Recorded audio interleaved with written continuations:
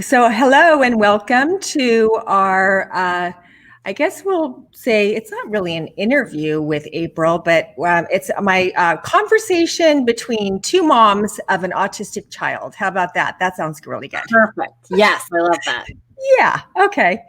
And I'm talking with April this evening, and April and I are going to talk about different topics on COVID is going to be one thing, how we're dealing with our kiddos on the spectrum in this time, this crazy time. And then maybe some other topics we're going to cover, because moms of kids on the spectrum have lots of things in common that we can talk about. So we're just going to have some fun with this and have some connection, and hopefully all of you other parents will get some value and some encouragement and some support out of this too.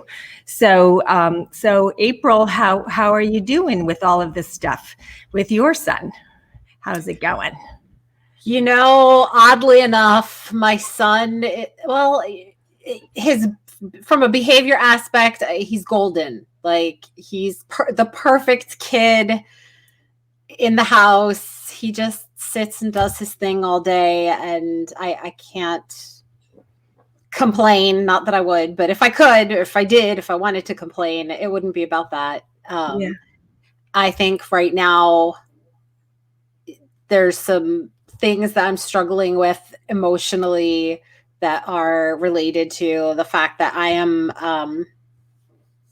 divorced from his dad. And so our son is kind of going back and forth between two different homes right now, not because he has to, because he lives here full time, but he sees his dad as often as time permits. Yeah. And with this whole COVID thing right now, at least when he's with me, I know where he's been, I know who he's been around, and I feel like I'm controlling his environment. But when he's with his dad, who tends to not always be forthcoming, I wonder, based on things that he said, if he's bringing him around other people and exposing him to things that could be dangerous for him, because he does have, I guess you could call it the onset of asthma, and he's been hospitalized twice for pneumonia. So that's a huge concern for me right now with the whole COVID thing. Yes. Oh, yeah, absolutely. Yeah. Yeah. Yeah, that can cause some stress for sure. Yeah. Does he see his dad on a regular basis? Is there a schedule, or how does that work? He usually sees him. The designated day is Sunday afternoon for like 5 hours or so. Okay. Because his dad's a musician. So like during the week at night, he's usually doing his music thing.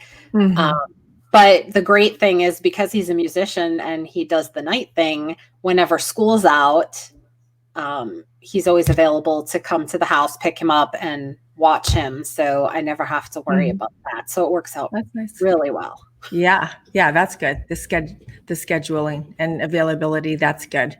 Yeah. That complements each other. Yeah. So that worked out. Yeah. Not a lot of people are fortunate to be in that situation. So there's a lot of things I am blessed to have happened in my life during this time that worked out for me. Yeah. So yeah, that's always, marriage, as we know, marriages of kids on the spectrum, or really any kid with a, significant disability, 85% end up in divorce. And so it's very difficult because typically the mom will then have the child, and then you're a single mom, and then that's even, I don't know if it's harder than if you're in a marriage that's a challenging marriage, but it just is difficult in a different way, I guess, is the way it is. So, moms, we are really challenged to our core with coming from so many different angles when you have a child on the spectrum, relationships, with finances, with behavior, with all the therapy and the doctors and the IEP meetings and, where does your social life come in? All of those social things. life. Nobody has a social life. I know, right?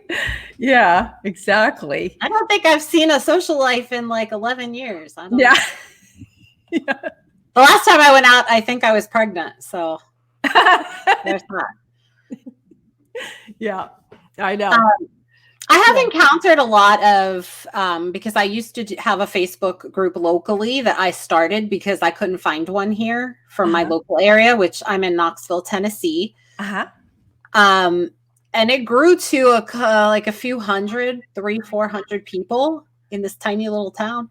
And I was hearing a lot of stories about moms who were married with sometimes not just one, but multiple kids with special needs in the house, or a combination of typical and atypical. Yes. And they were, a lot of times the moms were in unhappy marriages, and I would ask why they were staying. And they said, I can't make it on my own financially. Right. Right.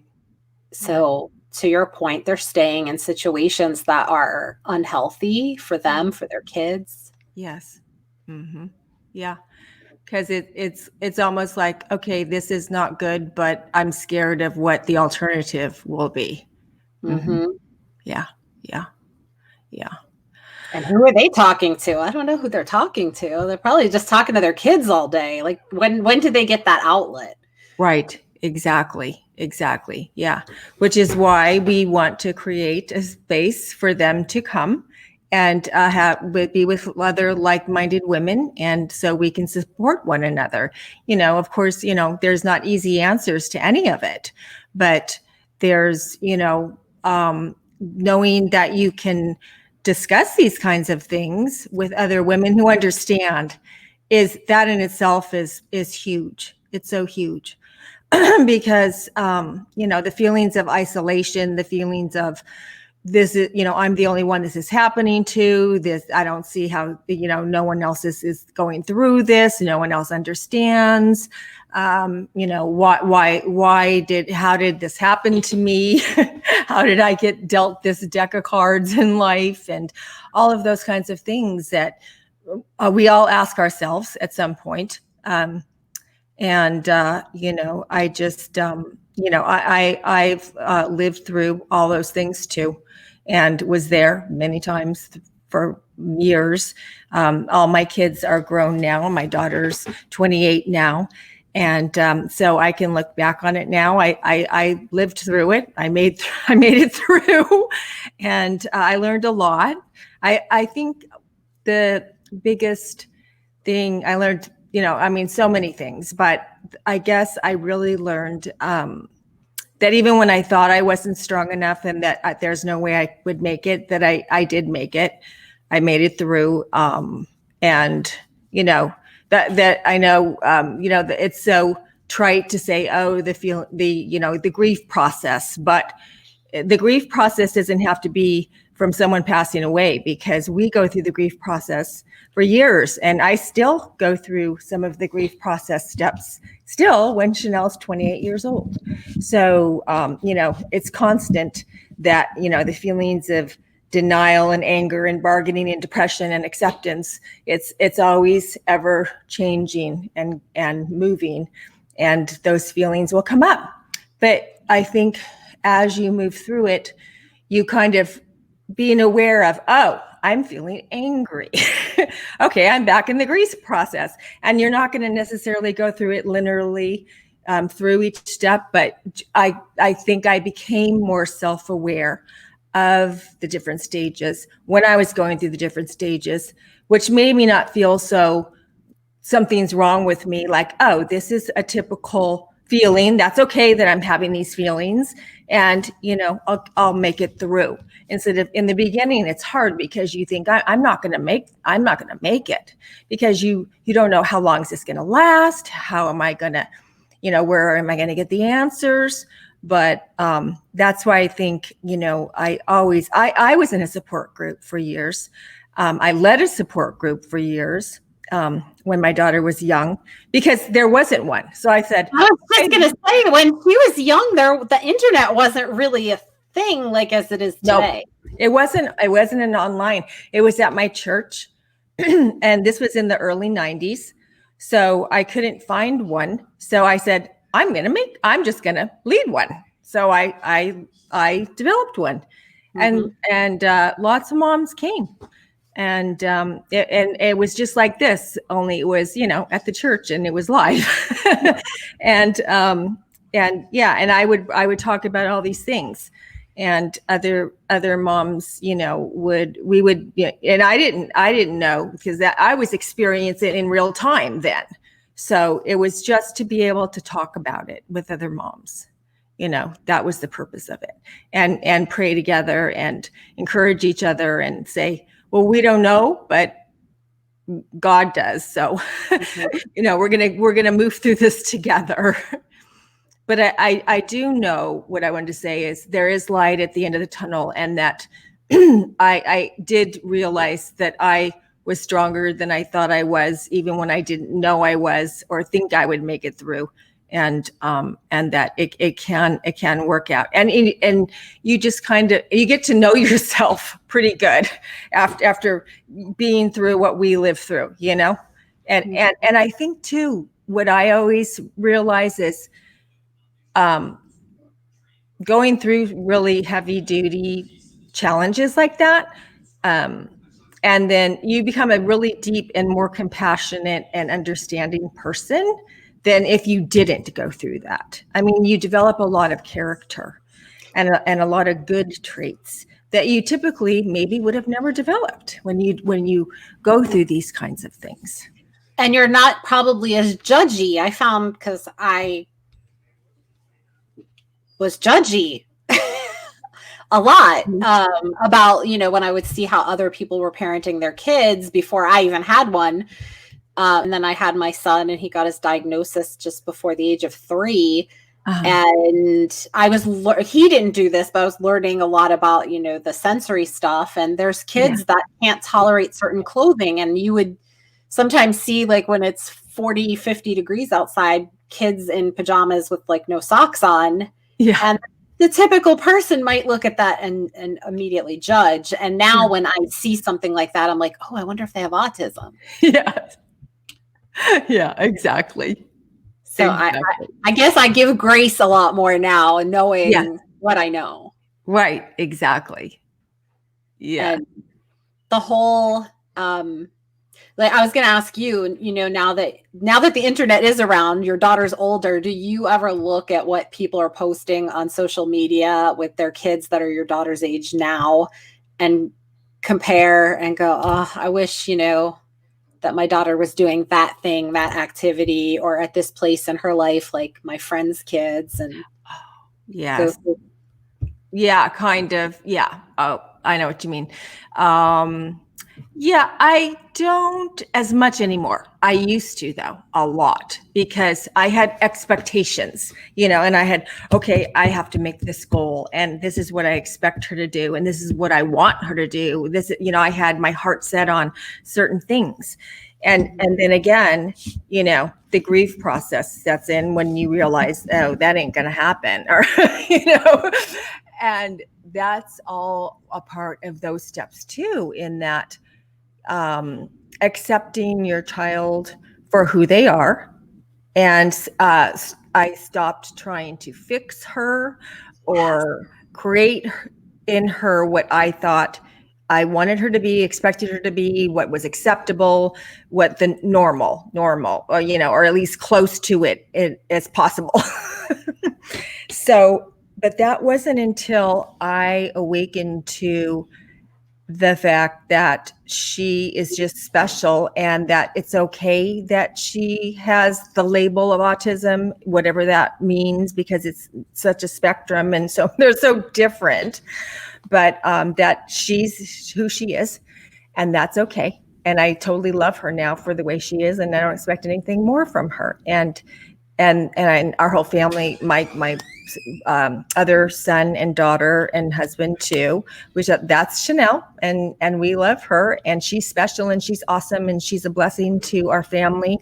And I guess you kind of really start seeing through different eyes of what their gifts and talents and abilities are, and really think it's amazing, because we were talking about this the other day, April, about how they have a special just spirit. They have a special energy. They have a special frequency of love, compassion, and just I think what, in other words, the spirit of God. I mean, they're, if you sit with them and you really connect with them through your heart, you will, your heart will open, you'll feel love. Everything else kind of just floats away, their problems, when you really connect into your kid, because they're so innocent, they're so pure. That's why I call them angels.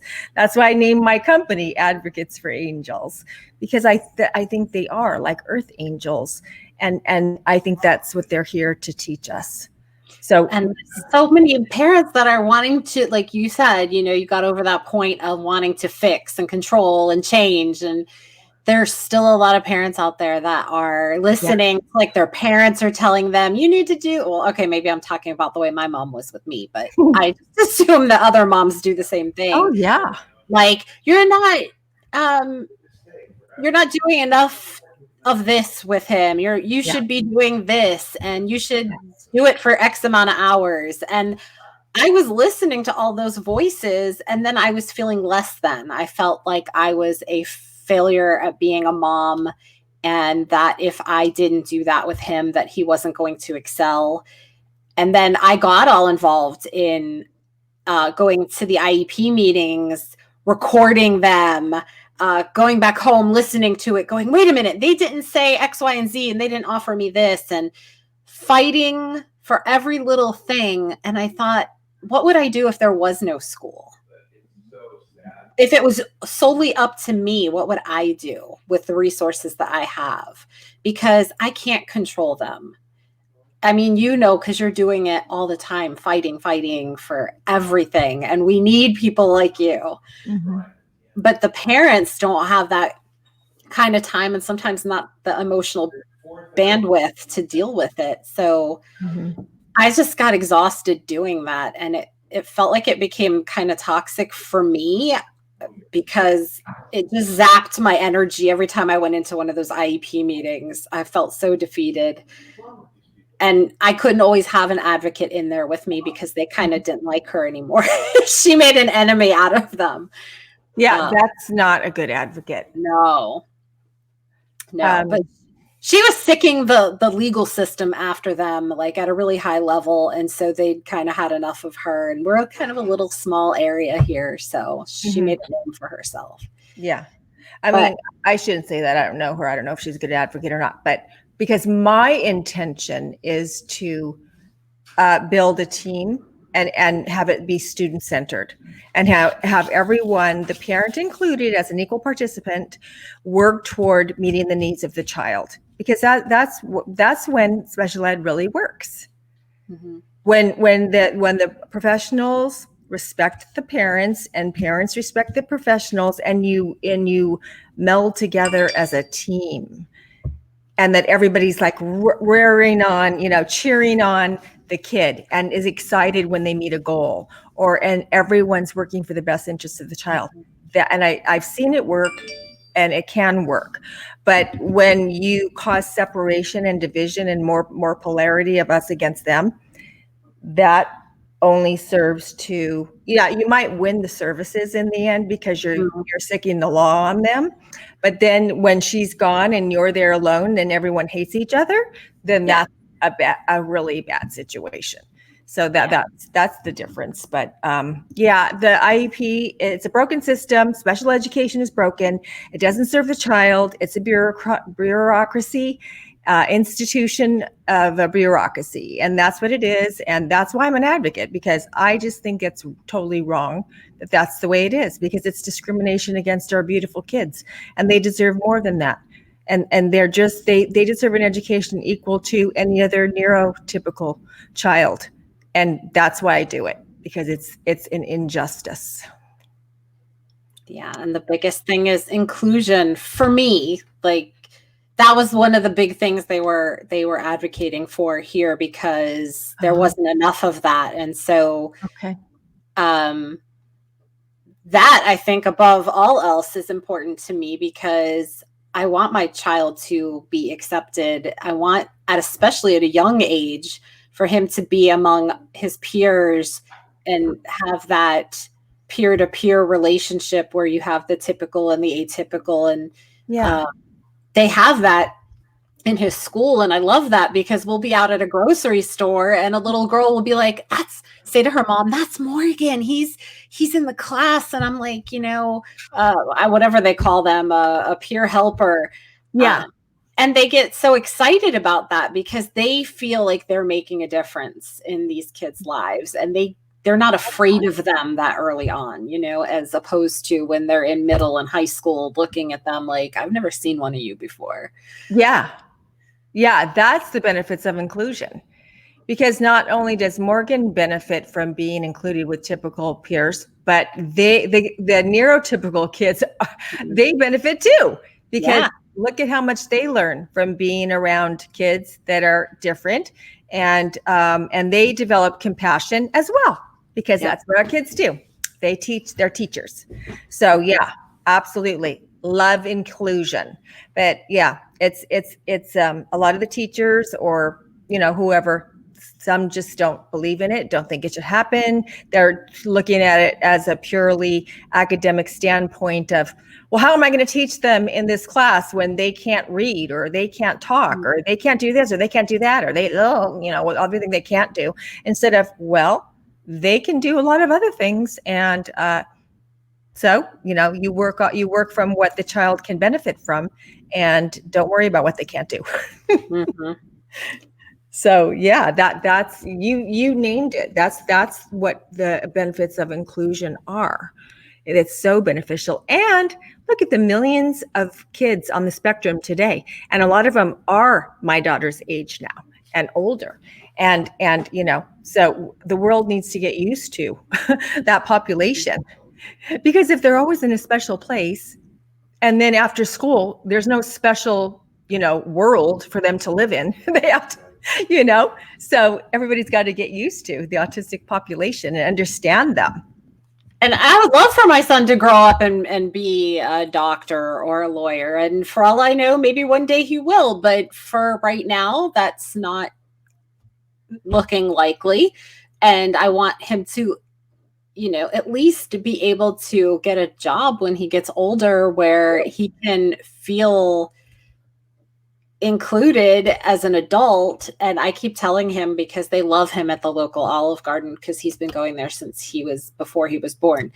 And he knows some of the people there, because they still work there 10 years later.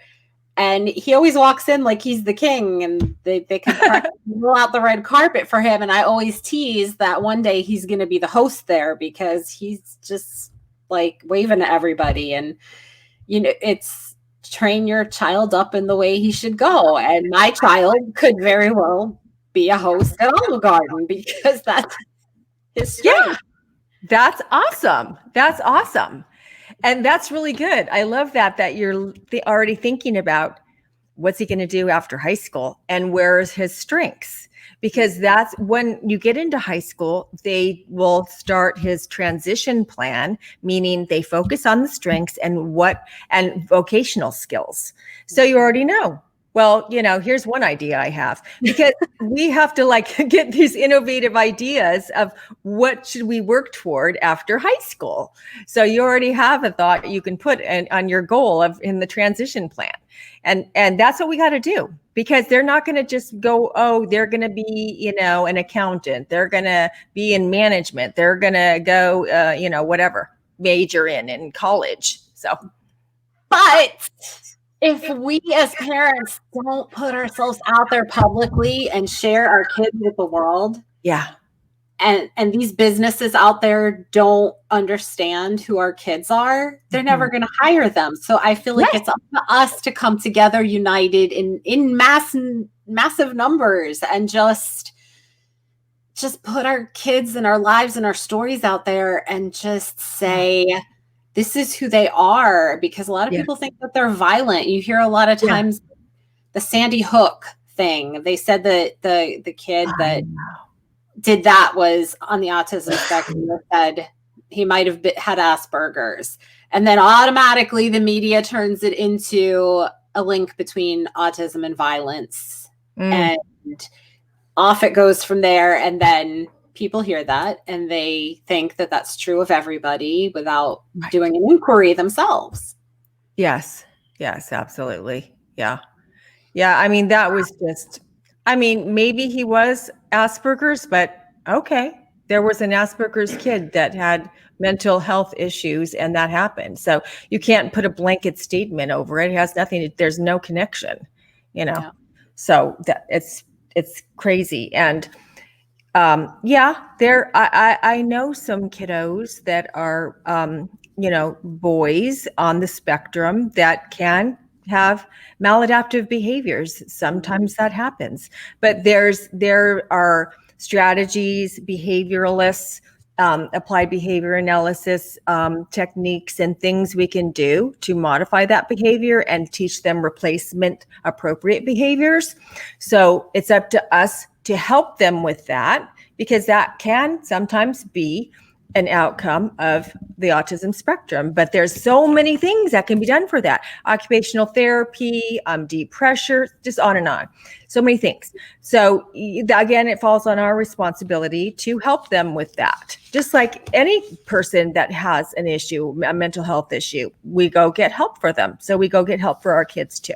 And that's a small number of the kids. It's not generalized at all whatsoever.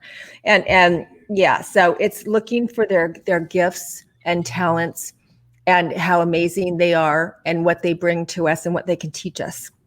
And I think you're right too, because I think a lot of parents still feel like, apologetic or even embarrassed or ashamed that they have a child with a disability.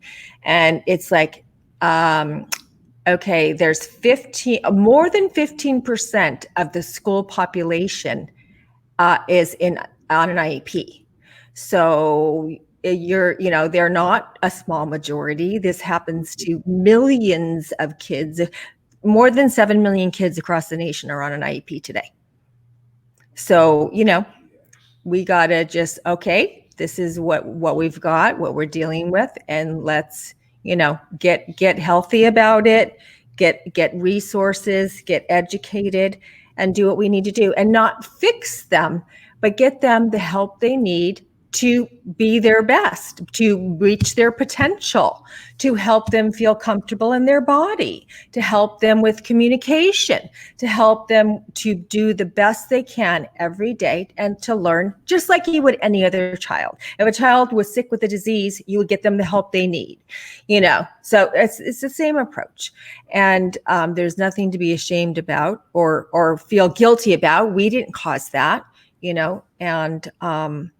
and there's so many resources today that parents can, but we were talking about that too, that can be super confusing to find the resources.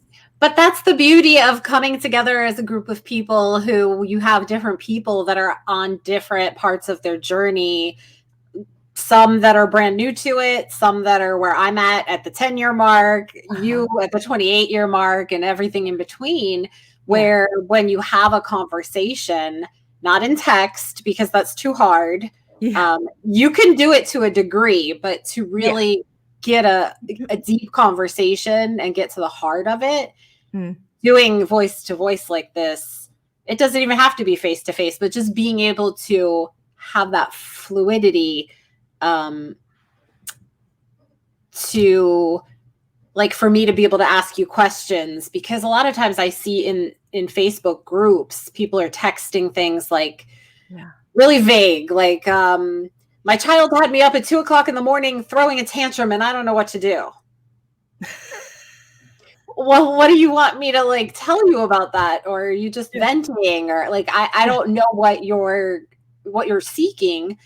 And then to go back and forth in text and then you talk past each other, coming together like this and getting different people on different paths who've already been where you are.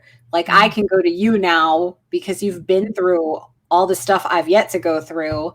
Yeah. You're going to have insight and resources for me that I would never find on Google because I would have no idea what to search for. Yeah. Mm-hmm. Yes. It's so valuable to just a community, build a community. Yeah, absolutely. I totally agree. Yeah. Plus, even if you get it, you say, okay, I'm seeking an occupational therapist for sensory integration intervention, but still, you got to find what's the good one, because otherwise you're going to be wasting your time, because you can't just go, okay, I'll pick this one, and then you don't go to one that's going to benefit your child because they're not the best one, because there are good ones and there's not so good ones. And so, you got to get a reference, and who knows the references? The parents, right? So, yeah. Just like I would recommend to you my favorite makeup. And you'd probably be like, oh, well, I know April's taste because I've talked to her long enough. And so, okay, I'll go with that. And the same way we do that, we can recommend doctors and therapists and places to get haircuts. There's so many different things that come up. Yes, I know. Like I just moved 2 years ago and I was like, that's what I was worried about. I won't know where to get my hair done. I won't know where to get my nails done. I gotta find a girl. I gotta find a cute girl around here and ask her where she gets her makeup and hair and nails done. Yeah, exactly. Us girls got to stick together. So it's the whole building rapport with people that I saw that work really well with the group that I had, past tense, because I started doing the live streaming thing and they didn't want to do that. And I didn't want to just run a group that was all like, it was the same questions over and over again with every new person that came in. And it just got tiring. And I wanted relationship building. I wanted people to really get to know each other, because if we start talking about our kids and getting to know what they're like, because not every kid is the same, even though they have the same diagnosis, or maybe we even both have nonverbal children, that still doesn't mean they're the same. I know. And you need to be able to ask questions and go, okay, well, take me through your child's day. What is it like? What are their likes? What are they having aversions to? Do they have food issues? There's so many triggers that could set a child off, that if you don't know anything about that child, just because we're in a Facebook group together that's about autism doesn't mean that others in there are going to be able to help you. Yeah, exactly. Yeah. And like you said, you got to get the details. You can't just, generally go, my kid got up in the middle of the night and he had a meltdown and I'm upset about it. Okay. I need details. I can't respond to that unless I talk to you and get the details. Yeah. So it gives a platform to have those conversations. And also, I mean, you can easily get, go online and Google, escalated behaviors and what to do, but that's not going to be detailed either. That's going to be a pat general answer to, what do you do with it when child escalates in behavior that might not even be relevant to what your child really needs.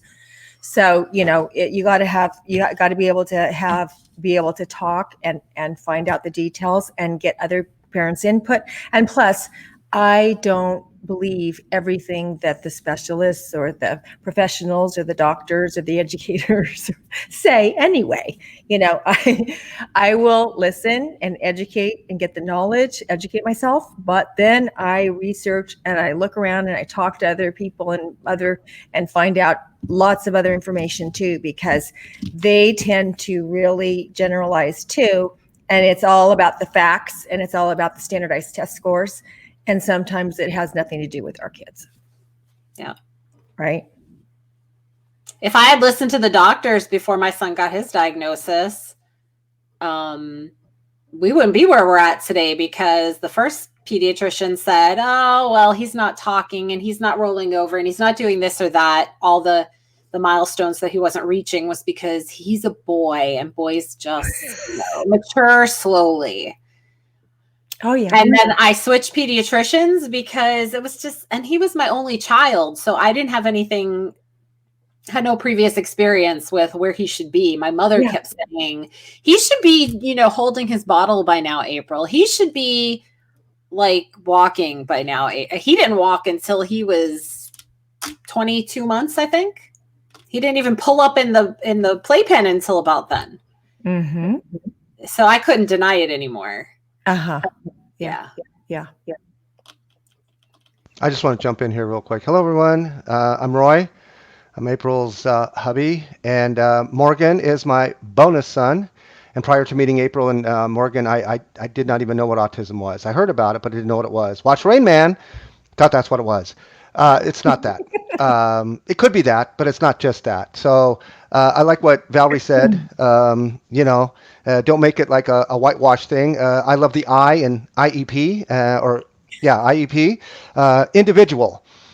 You can't treat my son or my daughter, but ladies, more sons, right? More boys have autism. I think it's 4-1 than the girls do. Is that correct? Something like that. So there must be something to that. I just want to jump in real quick to say two things. One, you notice I'm voice only. For those of you who want to join us in our inner circle, that's what we're talking about here. Valerie is opening her doors to her tribe, and she's realizing what April and I want to do, because we've shared this many times, and people go, nah, I don't want to do that. Nah, no, I'm like, no, this is my tribe. This is my group. And when I met Valerie inside of a Zoom room, we were following the same lady, Lisa Cherney, and she spoke up, and right there I just said in text, hey, my wife would probably be like someone you would want to meet, should meet, could meet. We could do some collaboration, co-creation, because that's the guy I am. I just speak up. I just make things happen, because there's too many people watching things happen, or people who go like, what just happened? And I don't do that. So one, please, if you're shy or if you're a little bit blank, fill in the blank. If you have an inferiority complex, oh, they're all smarter than me and blah, blah, blah, than this. Do voice only until you're comfortable, and then you can come on camera. But Roy, you don't understand. I don't even have a face for radio. That's okay. You could leave it blank. You don't have to have your face. Have your doggy there. I don't care. Have your children there. I don't care. I just want you to talk, right? If you don't talk it out, you'll act it out. This is what we're all about. Inner circle, no judgment, no blame, no nothing. You just come in here, feel safe, because most times people don't have anybody. It's their family, and they're all wanting them to be just like them. That's just get over it. Blah, blah, blah. It's like, no, it's not like that. And second, I just want to say that I have a story. A lot of people don't hear the other side, the daddy side, or the bonus daddy side. And I want to be able to tell that story. And I also have a story about my first marriage that a lot of people don't hear, because a lot of people hear the story of when you were a little girl, you were raped, there was incest, there was molestation, there was all of that kind of stuff. But you don't hear the story when that little girl grows up and hides all this shame and guilt and never tells the husband, and then after 8 years of marriage and 2 kids runs out and says, I'm going to go be with women now because I'm done with you men. And yeah, my dad's brother raped me from age 3 to age 12, and I never knew that. So I want to share that side of it from my perspective, because I haven't heard not one man share that perspective. Not saying that they're not out there. I'm just saying I haven't heard it. So if you have, I'd like to bring those guys into our environment, the inner circle, and have those discussions, because I don't have men to talk to, and it's okay. if I don't, but if someone knows, and that's what we're all about, it's just net friending, not networking, right? Somebody knows somebody who knows somebody, and it's like, let's get our shame and guilt story out and let's talk about that, because Brene Brown is right. The more you don't talk about it, the more you have of it. So I just wanted to say that and give that perspective. Now back to the ladies. Thanks, ladies. Thanks, Roy. Thanks. You didn't think I was going to get to that part about the dads, because we were talking about that the other day. I said to you, like, where are the dads at? And I think the consensus was they're working.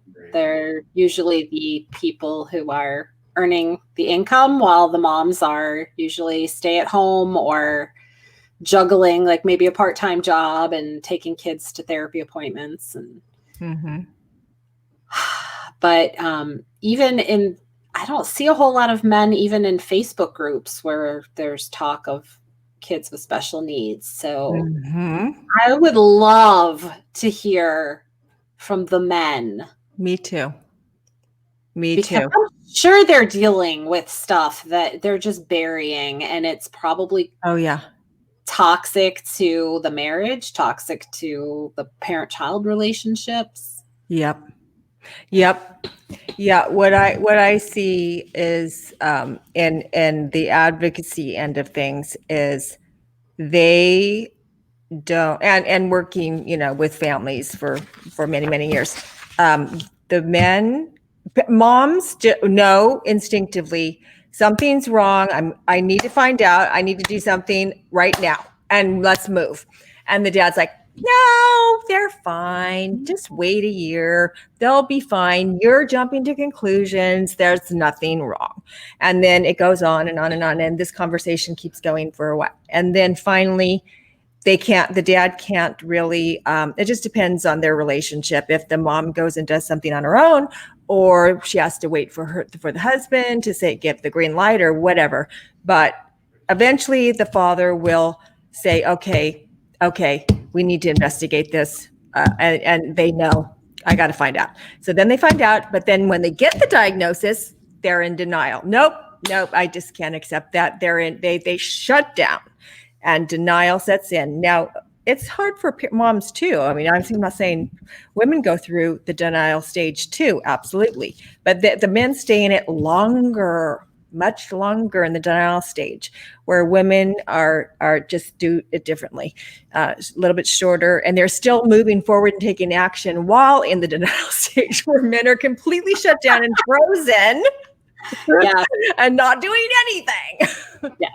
And it's especially worse if it's the man who has a son and we know that, most of them are going to be boys. So it's the whole masculine thing and the ego and yes. Because it is almost like a death of what you thought you were going to expect for your child, that life. And it's a grieving process. And so there's all those things that so many layers and layers that go into it. And so then when it comes to, so that's just the diagnosis part. Then it comes to, okay, now you got to go to the IEP meeting. And they're just like, hell no. I'm not going there.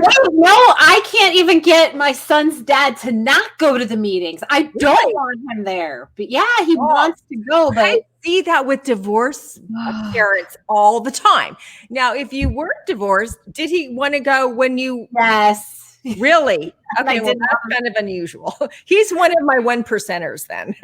No. The only reason he wanted to go was because it was an opportunity for him to beam about the successes that he's seen in our child, but he wasn't really helpful in the area of like pushing for things. That was all me. Okay, got it. So he would kind of lead the conversations and make it all about, and we did this with Morgan, and an hour later we're still talking about, and that one time Morgan did this thing and it was so great, it was so amazing. And you know how the IEP meetings are already 4 hours, so you can imagine how much that dragged out. Yes, and it's like, we have a million things to talk about. Be quiet. Yeah. That's not relevant to this agenda. so funny. Yeah. Oh my God. Oh, that's so There's gotta be one mom out there who would hear this and go, "Oh my gosh, me too." yeah. Oh yeah. Oh It's yeah. just one more, probably. Just Yeah. one. Yeah. That's hysterical too, because it's difficult when I'm going to meetings representing parents, and I really have to just if there's a dad there, which isn't very often, I really have to go, okay, now here's our agenda, and I type it out. Now, see, we only have this much time. We have to get through it, or we have to come back and reconvene, and then you have to pay me more to come back. So that kind of keeps them on the agenda. So, okay, we got to get through this agenda, so I have to pay Valerie again to come back. So that's kind of how I do it. Okay, well, maybe we don't want to talk to no, I'm just kidding. We do want to talk to the dads. We do. No, we absolutely do. Because that helps the marriages when the dads are involved. Plus, it's just the kiddos need their dads in their lives, and active participants in their whatever their therapy and interventions and understanding of their disability. And like we said, autism is so different and in every kid. So you got to get to know what are my kids, what areas of need do they have? Where are their strengths? What can I help them? All of that. So it's important. I think I keep saying there's so many parents out. I believe, and I would love to hear stories, because this is just my belief based on a small sampling of stories. That a lot of times the focus is on getting the child to achieve this skill or that skill based upon somebody else's belief about what your child should be doing, that I think there's not really an awareness that if the parents would really get to know, like you said, that innermost part of their child, their energy, and just get down to their level and just really get into their world with them, they would just learn so much about them and see things that they could do in their own home to make a huge impact that the schools can't even do. Yeah. I absolutely. I hear what you're saying. Because the schools are totally focused on, okay, at this grade level, these are the milestones that they should meet. And so in order for them to meet those milestones to pass that grade, then we need to write these goals. So that's what the IEP is, meeting the goals, right? So that they can meet those milestones. So but parents have the right to say, and say, let's take an example of the multiplication tables. Okay, some moms go, I don't care if my kid knows the multiplication tables. I don't want that to be a goal. That's a waste of time. They can use the calculator. Okay. I don't know them either. So, and everyone uses a calculator. So no, parents are equal participants. You can say, no, I don't think this is a relevant goal for my child. So that's why it's so important to be a team. They're teaching him, I don't know, how to color. And I know that's supposed to be great for like their dexterity or what, but my kid has no interest in coloring, and I would rather you teach him how to like go number 2 on the potty. Right. That's really important to me, not coloring. Right. Or if they're working on his fine motor skills, think of something fun that he likes to do. Like squishy toys or putting together Legos or something else that would interest him that he would enjoy. And you're meeting the same, what they're trying to address, whatever that might be. So it's being innovative and being individualized, like Roy was saying, individual. Don't just pull this, here's a fine motor goal. We'll just stick that on your kid. No, that's not a good individual goal for my kid. But when you leave the IEP, do you know that they're even doing in the classroom what they say they're doing? Unless you go and look yourself, you're not going to really know. Yep. You can hold them accountable, because when you have your next IEP meeting, you ask them to bring in work samples and show you evidence and proof of that they worked on that goal and how they worked on that goal. And really, did he make progress, or did he make the goal, or did he not? By evidence. So that's either, their evidence is, okay, we did this with him and he did that activity 3 out of 5 times, but they're just telling you. They're not, I want to see video. Yeah. So, and they won't let that happen. Right. So then you would go and do an observation, a live observation. Cause I know. I did that, and I was like, I can't, because they won't let me be in the classroom. They're like, I have to be behind a door in a room. Why can't you be in the classroom? I don't remember why. This was several years ago, but I didn't get anything out of it, so I never asked to go back because I have to take time off from work to do it. Yeah, exactly. So it should be beneficial and a good use of your time. So there isn't a reason why you shouldn't be allowed to go in the classroom. No reason. I think it was because they felt that if he saw me, he wouldn't do. Yeah. It wasn't his natural habitat. It wasn't. Maybe, but do you think he would act different if you were there? Back then, yeah, probably. Okay. He would be distracted. Yeah. So okay. That does happen sometime with some kids, but you try to get around that. You maybe sneak in the back and don't let them see you, or you try other things. And if it doesn't work, it doesn't work. But you do. But just every parent has the right to go in and see their kid at any time of the day. That's your parent right. Yeah. So definitely. But the 3 of 5. So this is another way. If they're doing it that way, I know what you're talking about, the 3 of 5 times, and there's not really evidence. So but they're still taking data collection. Okay. So you have a right to see that data collection on a daily basis, or have them send it you home on a weekly basis. And there should be a person in charge of that data collection that you can be talking to and questioning.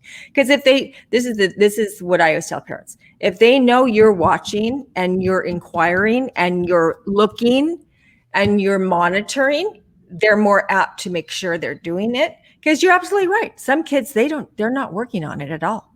Mm-hmm. And they'll come to the annual meeting and go, oh yes, he did wonderful. He met all of his goals. Isn't that great? Okay, let's move on.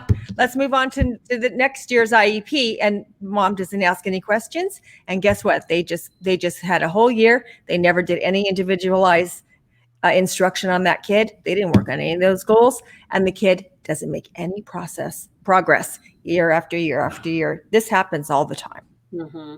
So, but also if you're the type of parent who keeps in contact with the teacher and gets to know them, you can tell just from that rapport you have with them if they're doing what they should be or they're just blowing you off.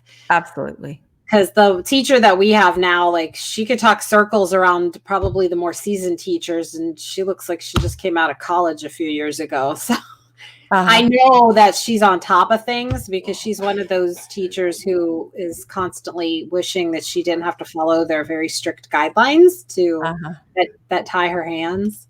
Yeah. Go on about that for a year. I know. There's a lot of stuff we could talk about the broken educational system. Yes. Yeah.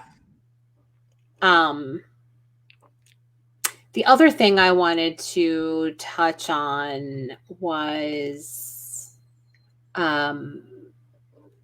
the aspect of not having a support system, especially, it's bad enough when you don't have friends anymore in your life because of your child.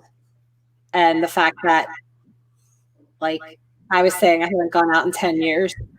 I don't think I'm even lying. I go out, but I haven't gone dancing or out for drinks with friends in I don't know how long, because I didn't want to leave my son with just anybody. Yeah.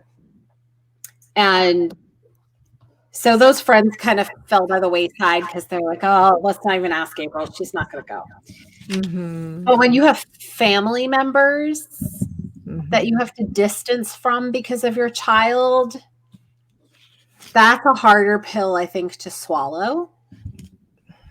At least it was for me, because even though my mom and dad always talked about my son and, you know, asked about him and interacted with him online because they were in Vegas, in person, my dad is very hands off with my son, and he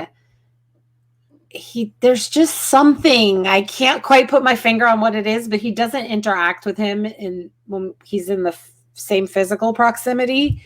Uh-huh. And it's almost like he just disregards him. Mm-hmm. And my son feels that. Yeah. Yeah.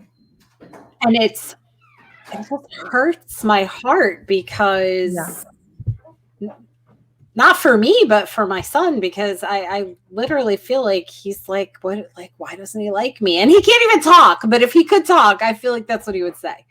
Yes. And when you're dealing with that in your immediate family, and you don't have anybody to talk to about it, that could be a lonely place for a lot of people. Yes, absolutely. Yeah, that's very common occurrence and happens. And so I think, you know, it's all about your dad. It's not about Morgan. Right. So whatever is going on with your dad, with whatever he's feeling, and that he can't open his heart and let Morgan in for whatever reasons those reasons are. I have my suspicions, but they have not been confirmed. But because the funny thing, Valerie, my dad drove a special needs school bus in Vegas for years. Really? Yes. And he would tell stories about all these kids that had parents who were kind of being neglectful in certain areas. And what? Like where they wouldn't be home to receive the kid when he dropped them off. And so he would stay with them, even though he wasn't really allowed to, because he had to be, you know, on his route, and everything is like a timing thing. Like if a kid would like leave their key or something, my dad would give out his cell phone number to parents, even though the school said that he couldn't or shouldn't. So, but he always went out of his way for these kids. But with my kid, he's like, I'm like, where's that guy who drove a school bus for special needs kids that told me all these stories about all the wonderful things you did and how you helped this kid tie his shoe or do this or that. And then, so that seemed weird to me, but that I'm speechless. That's very odd. That so doesn't make sense. The only thing I can think of is because my dad did not like my son's father, that he looks at him as being, you know, he sees him in my son. And so he treats him that way. Like, oh, that's a good, maybe he would be like that even if he wasn't on the spectrum. Right. You know, maybe it has something to do with him being on the spectrum. That's, you know, interesting. Yeah. That could be it. And we're just interpreting it as, oh, it's because he has autism. Maybe it has nothing to do with him having autism. I know, but either way, like my son feels that. Yeah, I know. Exactly. But I don't talk to my dad anymore. So like I haven't talked to him since a little while after my mom died. So that's something that I'm dealing with in my life. Yes. That I lost my mom, and my dad is who he is across the other side of the United States. And I, you know, some people would maybe force that type of relationship and say, well, it's my dad, and, you know, he just lost his wife, and make excuses. And I so in my former version of myself could have easily done that. Yeah. Because I was feeling guilty because my mom just died and they both battled cancer at the same time. My mom died and he got cleared of his cancer right at the same time. Like that, I know he's dealing with a lot. Yeah. But me too. And Yes. I just don't understand Yeah. how he could ignore his only daughter, his only child, and his only Right. grandchild. Yes. That's But shocking too. this is what I would tell anybody who would come into our little circle of people is that just because somebody's your family doesn't mean that you deserve to be in a toxic environment, nor do your children. Yeah, that's right. Just because they're blood, it doesn't give them permission to treat you like crap. That's right. Absolutely right. I totally 100% agree with you.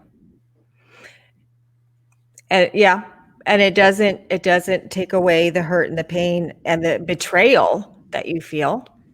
But yeah, sometimes you just have to, yeah, make the best choice for you and your child, and it really hurts. But sometimes that's how family relationships are. Yeah. Yeah. And yeah, what I find so odd to me in that how, you know, where's the compassion? Where's the any kind of sense of, you know, humanity or love and compassion or empathy? I mean, I wouldn't do that to someone that wasn't my child, you know, to just a friend, much less my child, you know. And so, and that could go to any relationship, your sister, your brother, you know, other, your cousin, you know, other relationships or a sister-in-law, brother-in-law, whatever in the families, when that happens all the time. It happened to me too. And it's just like, I don't, it doesn't compute in my head because I could never do that. So I don't understand how other people can do it, but it happens all the time, all the time. And I bet there's a lot of people in your circles that you would talk to. They'd probably tell you that, like, when Thanksgiving and Christmas come around, that they have family members that maybe aren't fond of their kids, or maybe just there's, you know, family members who just don't like each other. Because you hear this every time holidays come around, no matter who it is. yeah. How many people go to somebody's house that they don't even want to be at just to appease their spouse or their parent or their sister or their cousin or whoever, and just tolerate it. Right. And I stopped doing that because I was going to my cousin's house for the holidays, and it was my uncle sitting in the living room watching whatever, something on TV I didn't like, and my cousin's on her iPad, and I'm like, why am I here? So I just stopped going. Yeah. And it's okay to do that. Yeah, I don't blame you. Yeah, I know. Just, yeah, and sometimes letting it go is much more freeing than keeping going and feeling that, you know, and just, it's not a good feeling. It's not healthy for us. And it's like, why are you doing something that's not healthy for you, that you're not getting joy and, you know, and getting, you know, any benefit or love and relationship out of? Why do we keep doing it? But see, like, and you don't even realize when you do that stuff how much of it spills onto your loved ones. And our kids on the spectrum are so sensitive to that negative energy. Yeah. If I just raise my voice a little bit just because I'm excited, my son will give me like the side eye, because plus he doesn't talk, so I don't know what he understands, but he's like, should I be nervous? Like, he's giving me that cue of, I don't know, like, I feel something. It doesn't feel good. Yeah. And so when you put yourself in all these relational situations that are toxic, it just it's not a good situation for your kids. And I think a lot of times people don't realize how bad it is for them. Oh, yeah. Oh, absolutely. Yeah, they are going back to how I think that they're so pure and their energy is so pure that they are so sensitive to any lower negative energies, that it actually that's why a lot of them escalate in their behaviors, and maybe we'll start flapping, we'll start, some of them will start hitting their head or whatever, or having their behaviors that they have, whatever they may be, or screaming, making high-pitched noises, stamping their feet, or they'll run out, they'll elope and run out the door, whatever.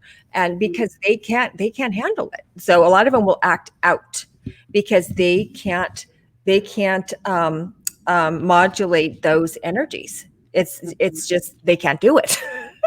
Just talking to you right now, because I was talking to my husband about this the other day, about how when Morgan was little, like 4 or 5, and we were at the grocery stores and restaurants, he was flapping so much. Even at home though, the stimming was like the humming and it was like, oh my gosh, can you stop? It was, even for me, I'm around it all the time. You'd think that I would block it out, but at times it would be like, I can't take it anymore. And I just now realized, after just talking it out, talking about the toxic family members, I'm thinking when his stimming really started to calm down, and even the head banging, because he was doing that, although he does that a lot when doesn't feel well, when there's something physically wrong, but that's almost non-existent now. And the humming and the stimming pretty much stopped when I got divorced. And my husband at the time was very like, everything was just made him excited. So his voice would always get louder. He was always like super energized, and it was not a healthy energy.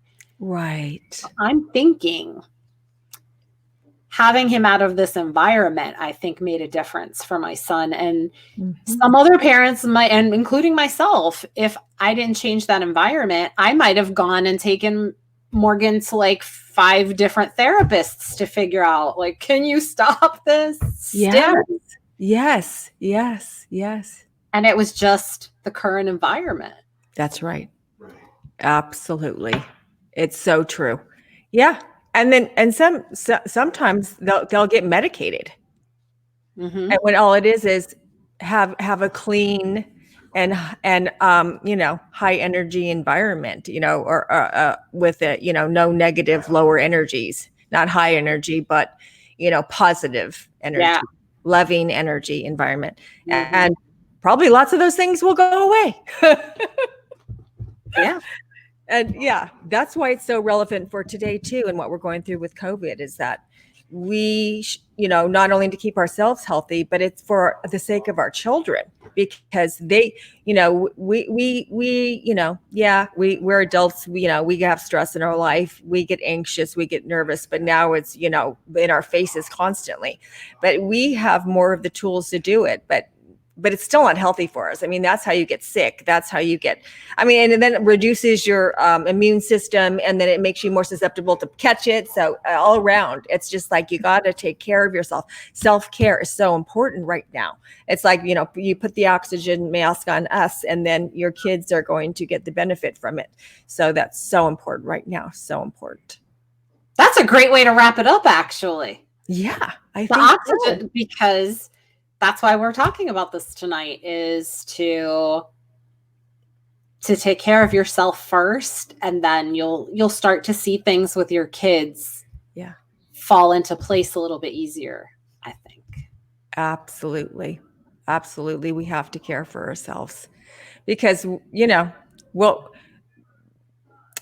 that's the only way that a parent can handle all of this. And it's self-care first, taking care of ourselves.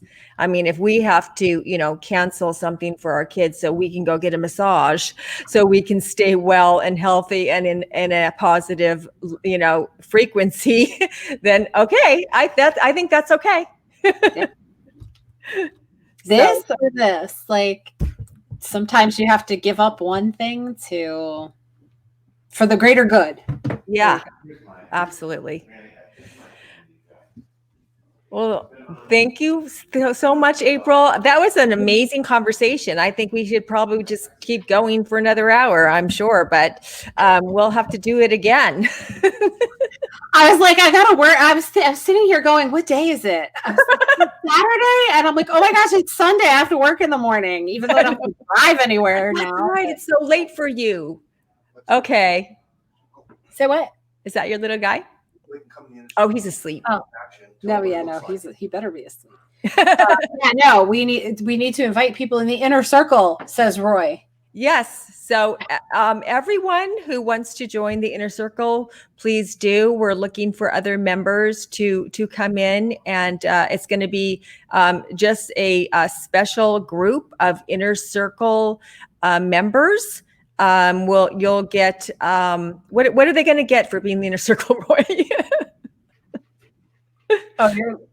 They're gonna. I guess they'll be the basic foundational members, right? Yeah, and it's going to be like I was talking before about how hard it is to communicate in text. They'll be able to do voice conversation, and that's something that we can show people how to do, so that they can have those deeper relationships. We could do video like you and I are doing here. Mm-hmm. But they have the option to turn their cameras off. Yes. And, because a lot of these parents are like, messy bun up, no makeup, and you don't want to be on camera. And then they won't come on at all. So yeah, we don't want you not to come on because you didn't do your makeup. Right. Come on and you don't have to be on camera. Right. But it's nice when you're on camera because then it's like we're really having a conversation. But either way, doesn't matter. Just that you're here. Yeah. Exactly. Yeah. And then like all the other specifics later on, we can post those. Thing is going to evolve as we know who's with us. And yeah. And I can post all of the specifics, the details in an email when I send out this video attached to it. And then they can have all that. Right. For starters, we just want people to show up and just open up the conversation and feel like they have a place where they can share things that they're struggling with, that they don't know where else to turn right now. Mm-hmm. Yeah, absolutely. Absolutely. Because community is key, and we're here. We're going to make it through together and support one another. Yes. So, thank you, April. Thank you, Valerie. Great talking to you. All right. I'll get ready for work tomorrow. No. All right. And stay well. Thanks. Good night. Bye. Bye.